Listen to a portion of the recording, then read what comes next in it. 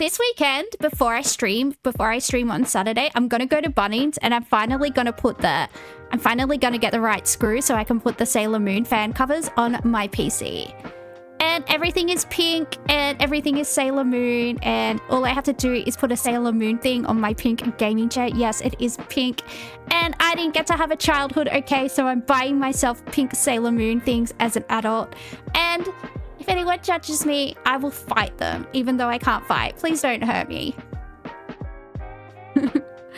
Fox hosts cruel hosts, as in, you know what I mean.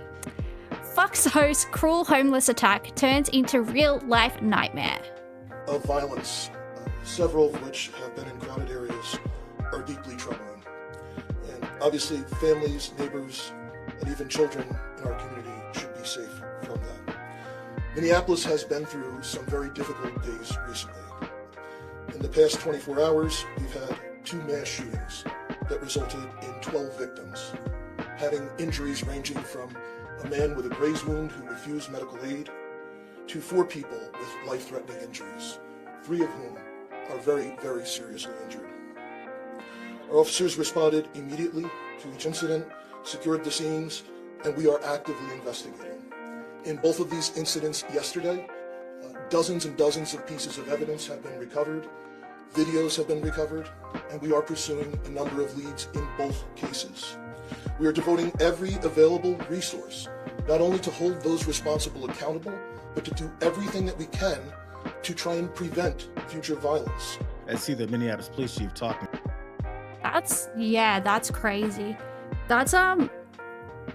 This is what happens when you dehumanize like huge swathes of the public. People just feel like it's not, it's not a big deal. I don't know. I'm so glad I don't live in America. Jeez. About the influx of mass shootings going on in the area. A couple happened in a couple of days. One at a transit center and then another at this homeless encampment. Think about those 2 areas and what types of folks may sometimes generally be hanging out in those areas. Let me give you details of the second one. At the homeless encampment, police learned of the shooting at this homeless encampment around 10 p.m. on Monday when an off-duty officer working at a nearby retail store was approached by people running from the camp and reported gunfire. The officer left the store and heard gunfire coming from that encampment area. They arrived on the scene and they found 5 people injured by that gunfire, including a woman and 2 men with life-threatening injuries. Another man and a woman suffered what appeared to be non-life-threatening wounds, with each having injuries to their legs. All 5 were then rushed to a hospital. There's more. This latest shooting happened at a homeless camp in a parking lot that has been at the center of a legal conflict between the owner of that property, Hamoudi Sabri, who opened it up to the homeless in July, and city officials who want it shut down. Sabri has refused to shut down that camp, and earlier this month, the city sued him to try to force its closure. Sabri is facing about $15,000 in citations and fines related to that encampment. So there's layers to this, bro. There's all the fighting that's happened between the leadership of the city and then this one particular guy. We've seen these fights in other cities and discussions about moving homeless encampments out. Minneapolis Mayor Jacob Fry said in a news conference in the hour. Okay, well, where do you want them to go? There's no public housing. Like, where do you want them to live? They have to be places where there's amenities, right? Like, where do you want them to go? Out into the middle of the woods? What do you want? You have a country with no welfare state, essentially no welfare state. Like, well, what do you want? Because he refuses to kick them out. Yeah, he'll probably cop the fine as well. If he can afford it, if he can afford to be that altruistic, I mean, good for him. But he's probably going to be harangued into fucking shutting it all down. It's yuck. It's so gross. And things are starting to get that way in Australia too. It's starting. I've noticed just even like the amount of time I've been a social worker, things have dramatically changed between like how many resources and how much funding we used to have in housing compared to what we have now. It's kind of I feel like we're kind of going to be here in where Minneapolis is in Melbourne, maybe in like the next 20 years or so, if we continue on the trajectory that we're on now. So that's pretty fucked up.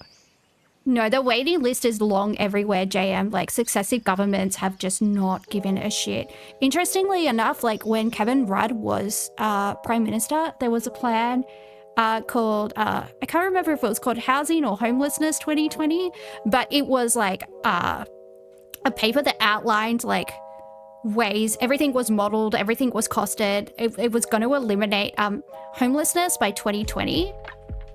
It was going to like actually eliminate homelessness by 2020, and then the Libs got in and they scrapped it, and now we have what we have now. Let me see if I can find the name of the policy. It's evading my little brain at the moment. It's a 2008 white paper, The Road Home, a national approach to reducing homelessness by 2020. Oh, you got it. Cool. Hyperbovian coming through. What's my PC doing? Help me. Are you stuck? Sir? I think my mouse just ran out of batteries. Hang on, I've got some. I'm gonna have to use my old mouse. I was using my Sailor Moon mouse, but now I have to use my old one. Sorry. Which is also pink. My Sailor Moon mouse is also pink, so fight me. Anyway, it was a 2008 white paper with a roadmap to ending homelessness by 2020, and everything, the Labour government were rolling everything out, and then the Libs got in and they scrapped it all, and now it's 2025 and homelessness is worse than it's ever been. I guess that's the point. Yeah, my mouse died. I'm very distracted now. That was a detour I didn't want to go on. Here we go. Here's my reading voice. Executive summary. Homelessness can affect anyone. In Australia, around 105,000 people are homeless. If only that were true. On any given night, while the overall rate of homelessness has been relatively stable for the last 12 years. Yep. Not anymore. Increasing numbers of children, families, and older people are experiencing homelessness. Since 2001, there has been a drop in the numbers of young people who are homeless. Indigenous people are overrepresented in the homelessness population. Homelessness includes people who are sleeping rough as well as staying in temporary, unstable, or substandard accommodation. Many people who are homeless cycle between homelessness and marginal housing. People are staying in crisis accommodation for longer because they have nowhere else to go. Homelessness is not just a housing problem. I'm just making up words where they're not there anymore. Homelessness has many drivers and causes, including the shortage of affordable housing, long-term unemployment, mental health issues, substance abuse, and family and relationship breakdown. Among women, domestic and family violence is the main reason for seeking help from specialist homelessness services. Just maintaining the current effort on homelessness will see an increase in the number of Australians who are homeless due to the growth in populations at risk of homelessness, such as older people in housing stress and children in care and protection. Investing the services to prevent and reduce homelessness delivers benefit not only to those vulnerable to homelessness, but also to the entire community.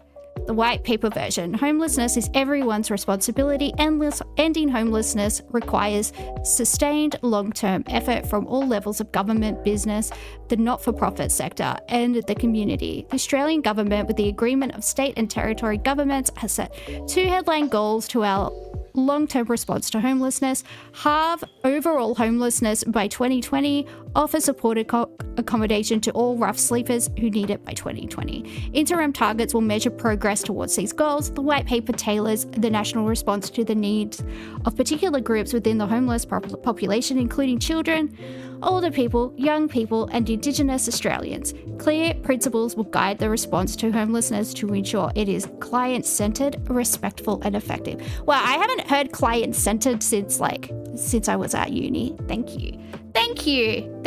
I am traumatized now. Thank you for making the dyslexic girl read all of that. I'm sorry if that was hard to listen to. I'm not the person to read to the class, guys. I'm not the person. Anyway. JM, do you love Wayne Swan? Do you have a poster of Wayne Swan in your room? Do you love his fiscal policy? Are you like, ooh, stimulus package? Because I know people that studied economics that not even low key love Wayne Swan, like literally have like posters of him in their rooms. I'm not making fun of you. I'm just wondering if you do, because apparently it's a thing that people do. No poster?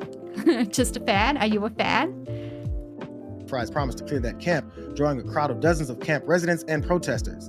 City workers were seen loading the bicycles, tents, and other belongings in the back of garbage trucks, while several people argued with police at the scene, saying that they were told that they could collect their few belongings before the encampment site was then cleared. After someone terrorizes this homeless encampment and shoots up several people. After that, the city steps in, shoves more people to the side who were promised to allow to get their few belongings, and threw them in the back of garbage trucks, smashed things up like some people's forms of transportation, like bicycles. So again, the kind of attention. How is it necessary to also like just destroy what meager possessions that they own? So fucking fucked up. It's like a special type of fucking evil. Anyway, this is TYT, so I don't want to watch it because especially the way I talk about Hassan, his uncle might come after me. His uncle might come after me. He might try and spank me, and not in the fun way that I enjoy. So I don't want to. I'm scared.